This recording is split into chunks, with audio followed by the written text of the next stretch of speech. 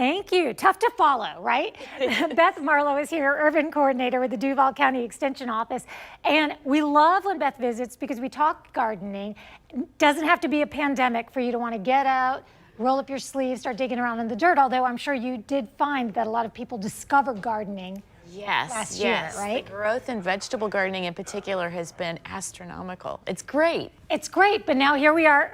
It's going to get really, really hot. Yes. So I'm guessing right now it's the time to start. I'm not really guessing. She told me before the show. It's time to harvest the spring vegetables that you planted. Right. We're harvesting cucumbers, squash, tomatoes, peppers, eggplants, okra. That's pretty much it right now. That's a lot, though.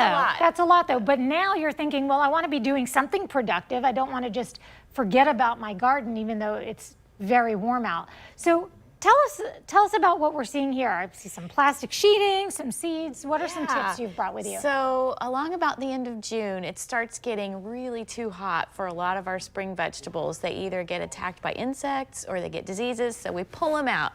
And then we end up with this empty bed. And it's too hot. We don't want to be out there either. So what are you going to do with this empty bed? You can use this heat to your advantage. You can improve your garden soil over the summertime. One way is by solarizing, and that means basically we are using plastic to heat up the top 3 or 4 inches of our soil to kill weed seeds, fungal pathogens, and also to help get rid of nematodes a little bit. So what kind of plastic is this? Is this a specific kind? All right. It doesn't have to be a specific kind, but one key is it needs to be clear, or just about clear. That lets through the most heat and traps it inside in the soil where we want it. Thin plastic, like this is a painter's drop cloth, it lets heat through really well, but it doesn't stand up very well to our thunderstorms, to pets if they walk across it, or birds or squirrels. So we usually recommend a thicker plastic. Okay. Sometimes you can find clear shower curtains at Target or Walmart.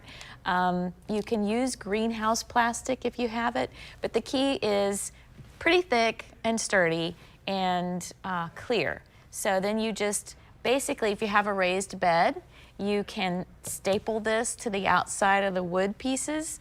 If you don't have a raised bed, you can dig a little ditch around the edge of your garden and bury the edges.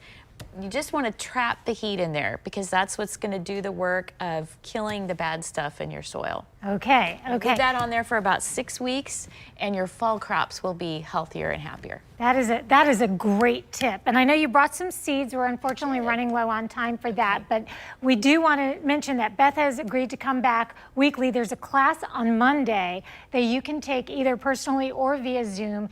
And what you want to do is Google the Duval County Extension Office, and it's on Eventbrite, right? Yes. Okay. Yes. Awesome. Beth, thank you. What a tip. I would never have known that, but I plan to do it in my little tiny garden as well. Rance?